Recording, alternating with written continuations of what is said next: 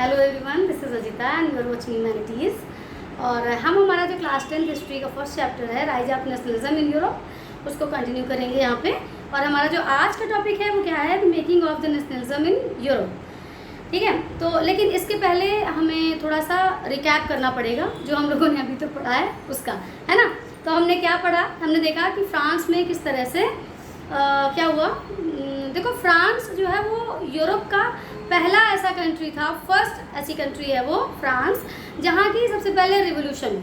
ठीक है, उसने जो पूरे यूरोप में जो कुछ भी हुआ है उसके बाद में जो भी रिवोल्यूशन हुई या जहाँ भी डेमोक्रेसी आई या जो भी आया, ठीक है, तो उन सब के पीछे जो फ्रांस है उसका बहुत बड़ा हाथ है। ठीक है, मतलब जो अगर फ्रांस में ये सारा कुछ नहीं हुआ होता तो शायद वहाँ पे सिस्टम जो है इतनी जल्दी चेंज नहीं हुआ होता। ठीक है, तो यहाँ पे क्या है कि 1789 के पहले की बात की गई है इसमें।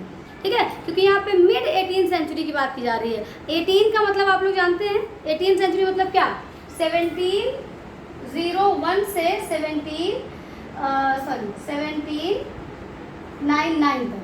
ठीक है, ये हमारा हो गया 18th सेंचुरी, इसको हम बोलेंगे क्या, 18th सेंचुरी। ठीक है, तो यहाँ पे 1750 के आसपास की बात की जा रही है, ये जो हमारा आज का जो टॉपिक है इसमें।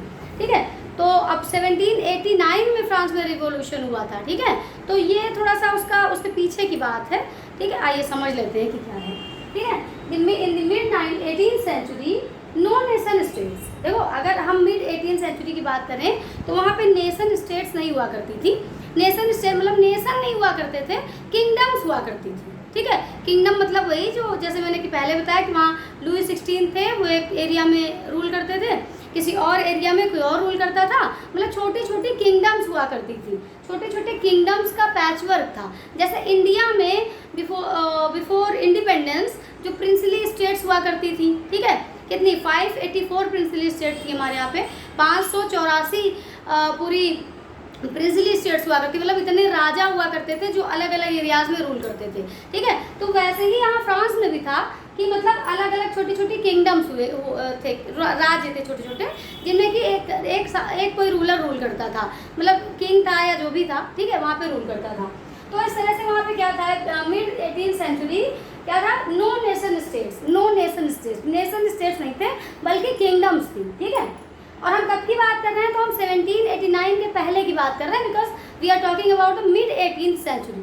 ठीक है, Germany, Italy, Switzerland were divided into kingdoms. अब यहाँ पे अगर हम बात करें जर्मनी, इटली और स्विट्जरलैंड की, तो ये भी क्या थी, ये सब कंट्रीज हैं। ये कंट्रीज का पहले नहीं हुआ करती थी। जर्मनी जो है वो जर्मनी नहीं होता था, बल्कि जर्मनी, इटली, स्विट्जरलैंड, इन सब जगहों पे छोटे छोटे किंगडम्स हुआ करते थे। ठीक है, उनको किस तरह से जर्मनी को जर्मनी बनाया गया, इटली को इटली बनाया गया, ये हमने आपको फर्स्ट वीडियो में बताया था ना कि हमारे जो 4 कंट्रीज़ हैं, कौन कौन सा, जर्मनी, इटली और ब्रिटेन, है ना, और जर्मनी, इटली, ब्रिटेन, एक और हमारा कोई कंट्री है ना, जिसके बारे में हम लोग जिसके यूनिफिकेशन के बारे में ही हम इस चैप्टर में पढ़ने वाले हैं। ठीक है, तो यहाँ उसको जर्मनी, इटली, उन दूसरों को कैसे बनाया गया।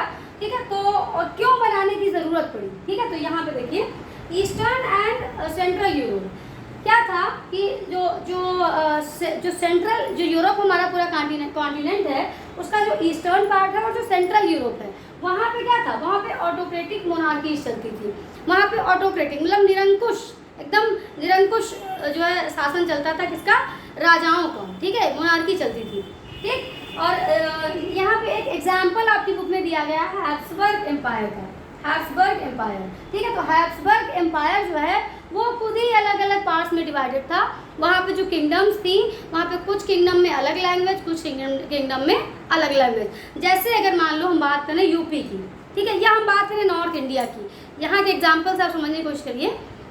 नॉर्थ इंडिया की अगर हम बात करें तो नॉर्थ इंडिया में हमारा यूपी आता है, हरियाणा आता है, पंजाब आता है, मतलब जो इंडियन जो हमारा कंट्री है, जो इंडिया का जो नॉर्थ इंडिया वाला पार्ट है ऊपर, ठीक है, तो उसमें अलग अलग कई सारे स्टेट्स आते हैं। ठीक है, लेकिन हर स्टेट की जो लैंग्वेज है वो अलग अलग है ना, मतलब हर जगह ऐसा तो नहीं है कि प्योर हिंदी बोली जाती है ना, कहीं हरियाणवी बोली जाती है, कहीं पंजाबी बोली जाती है। ठीक, तो उसी तरह से क्या था यहाँ पे कि जो हैब्सबर्ग एम्पायर है वो एम्पायर तो एक था। ठीक है, पूरा एक बड़ा सा एम्पायर था, मान लो एक ये बड़ा सा एम्पायर हो गया। ठीक है, अब इसका जो ईस्टर्न एंड सेंट्रल पार्ट है, नहीं सॉरी, इसमें कुछ कंट्रीज थी मान लो, ठीक है। ये है टायल है, ऑस्ट्रेलिया है, टायरोन है, ऑस्ट्रेलिया है, एंड सडिंटलैंड है, एंड बोहेमिया है। ये लोग सब क्या थे? ये सब जर्मन स्पीकिंग कंट्रीज थी। मतलब इस पूरे एम्पायर में कुछ 4 ऐसी कंट्रीज हैं, 4-5 जो क्या बोलती हैं? जर्मन बोलती हैं, ठीक है। क्या बोलती हैं? जर्मन स्पीकिंग कंट्रीज हैं, ये जर्मन लैंग्वेज बोलती हैं, ठीक है। उसी एम्पायर में लोम्बार्डी है और वेनेशिया है। लोम्बार्डी और वेनेशिया, मान लो ये लोम्बार्डी और वेनेशिया हो गए, तो ये क्या बोलते हैं? ये इटालियन बोलते हैं। ये क्या बोलते हैं? इटालियन बोलते हैं, ठीक है। तो अगर मान लो इन लोगों को कभी ऐसा किया जाए कि किसी अलग अलग कंट्रीज में मर्ज किया जाए, या अभी आगे हम लोग देखेंगे कि हमारा जब इटली बनेगा तो जो इटालियन स्पीकिंग कंट्रीज हैं वो कहाँ जाएंगी? वो इटली में मर्ज हो जाएंगी। वो भाई जर्मन वाली में थोड़ी ना मर्ज होंगी। जर्मन में क्यों जाएंगी? जब उनको वहाँ की लैंग्वेज समझ नहीं आती है कि नहीं, ठीक है। तो वही चीज़ है। इसके अलावा वहाँ पे क्या है? हंगरी है।